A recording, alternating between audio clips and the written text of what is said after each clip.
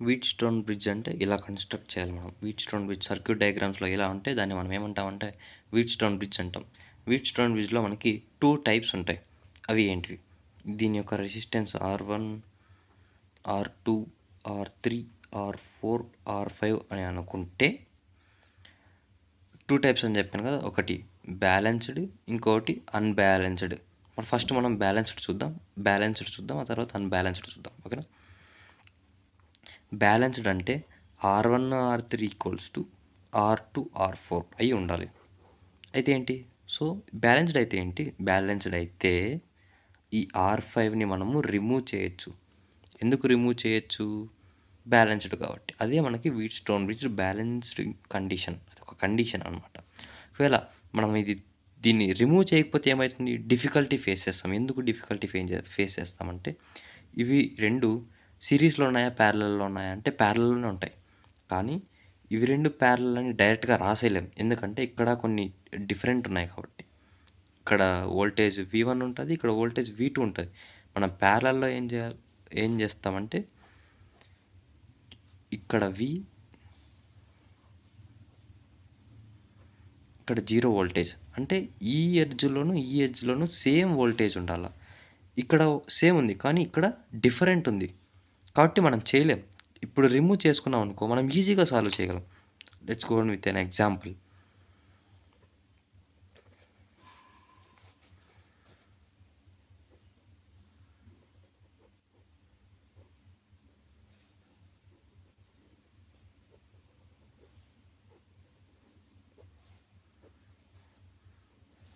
ఇది 0 అనుకుంటాం. V0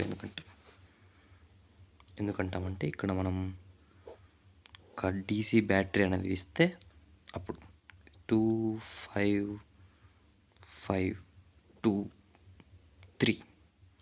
ఇప్పుడు మనం బ్యాలెన్సింగ్‌లో అంటే ఆపోజిట్‌గా ఉండేటివి సేమ్ ఉండాల.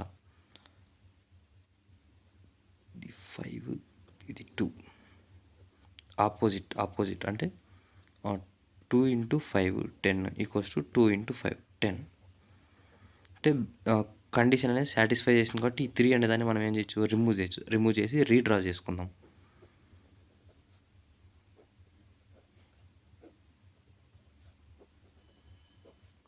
ఎంత? 2, 2, 5, 5.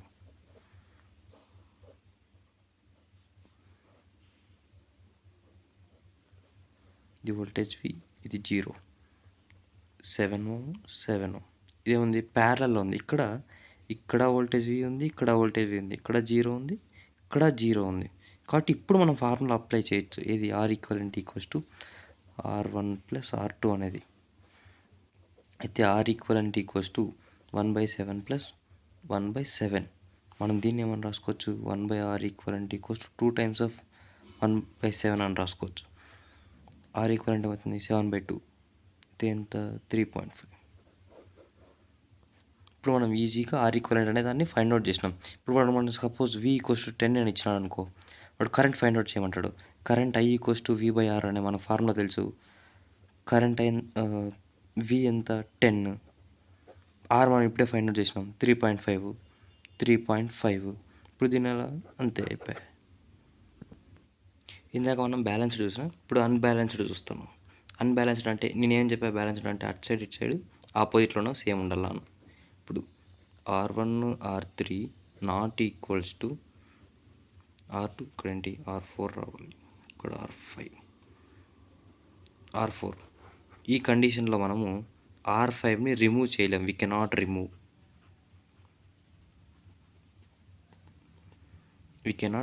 ఓకేనా? అయితే ఇప్పుడు ఎలా సాల్వ్ చేయాలంటే మనకి కొన్ని ఫార్ములాస్ ఉన్నాయి. ఎలా? ఇప్పుడు ఇక్కడ ఉంది కదా! మనం లైట్‌గా డ్రా చేసుకుందాం ఇలాగా. ఇక్కడ డ్రా చేస్తా.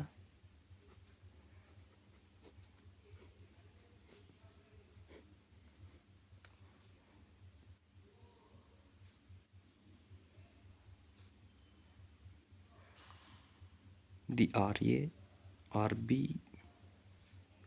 RC. ఇదేంటిది? R1, R2, R3 అనుకుందాం. ఇప్పుడు ఇలా ఉంది కదా ఇది. దీన్నే నేను సేమ్ ఇక్కడ డ్రా చేశా. ఇప్పుడు ఈ RA ఎలా కనుక్కోవాలంటే RA equals to R1 R2 divided by R1 plus R2 plus R3. ఇది ఫార్ములా. సేమ్ ఆర్బీకి కూడా అంతే. RB equals to R1 R3 divided by same R1 plus R2 plus R3. ఆర్సీకి వస్తే ఆర్సీ అంటే ఏంటి? ఇది ఆర్సీ కదా. R2 R3 divided by R1 plus R2 plus R3. ఈ formula use చేసి మనం దీన్ని రీడ్రా చేసుకోవచ్చు. అంటే ఇప్పుడు ఇలా ఉన్న దాన్ని ఒక సెట్ని ఇలా డ్రా చేసాం. ఇప్పుడు టోటల్గా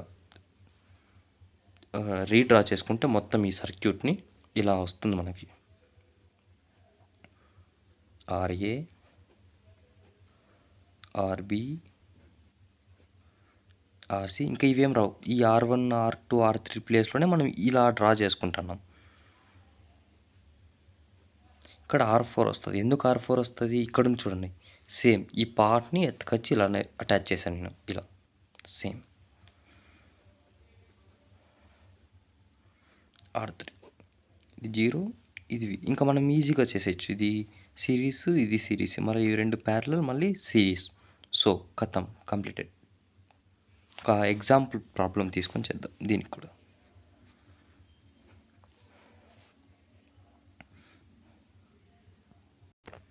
ఇది ఎగ్జాంపుల్ ప్రాబ్లం అనమాట. ఇప్పుడు మనం దీన్ని మనం రీడ్రా చేసుకోబోతున్నాం. ఇక్కడ రండి, ఇక్కడ డ్రా చేసేద్దాం.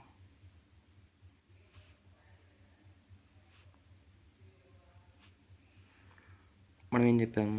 Formula RA equals to R1 R3.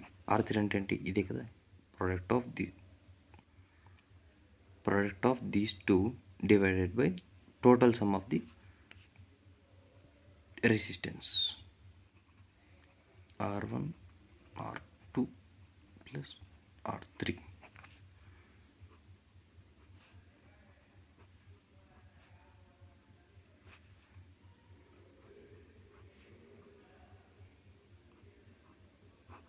ఇది 1 యాజ్ ఇట్ ఈస్ 1, ఇది 3, ఇక్కడ 0, ఇక్కడ V. ఇప్పుడు మనం ఇది కదా ఫైండ్ అవుట్ చేస్తాం. ఇది ఎంత? R A equals to product of these two అంటే ఎంత? 2 × 3 డివైడెడ్ బై, మనం దీనికి రెసిస్టెన్స్ ఇవ్వలేదు, ఇప్పుడు ఇద్దాం 4 అని ఇచ్చేద్దాం. 9, 2 + 4 6, 6 + 3 9. ఇది ఆర్ఏ. ఇక్కడ మనం క్యాన్సిలేషన్ చేసుకోవచ్చు. 1 3 ఎంత? ఆర్ఏ ఈక్వల్స్ టు 2/3 ఓం. ఇక్కడే కదా ఆర్ఏ అంటే, ఇక్కడ 2/3 వచ్చేస్తుంది. సేమ్ అలా డిఫరెంట్ అన్ని దానికి చేసేద్దాం. ఇక్కడ ఇది ఆర్పి అంటే product of R1 and R3 divided by R equivalent of those two.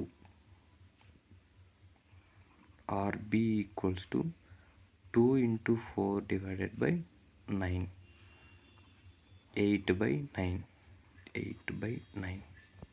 Next RC equals to 4 × 3 divided by 9, 1s 3s ఎంత? 4/3. ఇవి రెండు సిరీస్, ఇవి రెండు సిరీస్. యాడ్ చేద్దాం. 8/9 + 1, 8 + 9/9 ఈక్వల్స్ టు ఎంత? 8 + 16 17, 17/9. ఇంకొకసారి మనం రీడ్రా చేసుకుందాం. ఇక్కడ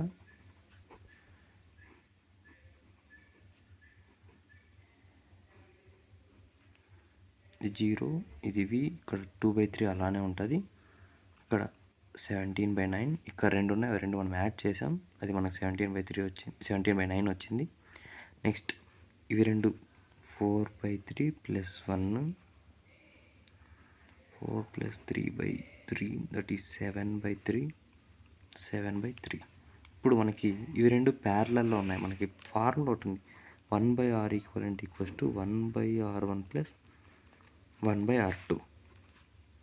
ఇది R1 అనుకుందాం, ఇది R2 అనుకుందాం. అంటే 17/9 అంటే 9 పైకి వస్తుంది, ప్లస్ 7/3 అంటే 3/7, ఇక్కడ 7 రాస్తాం, పైకి వస్తుంది 1/R ఈక్వలెంట్.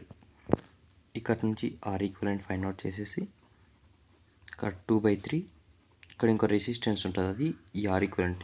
దీన్ని ఇక్కడ సబ్స్టిట్యూట్ చేసేసి మళ్ళీ ఇవి రెండింటిని యాడ్ చేసేస్తే 2/3 ప్లస్ R ఈక్వలెంట్ని మనకు వచ్చేస్తుంది. టోటల్ యొక్క R ఈక్వలెంట్ ఎంతో కామెంట్ చేసి నాకు కామెంట్ బాక్స్లో పెట్టండి.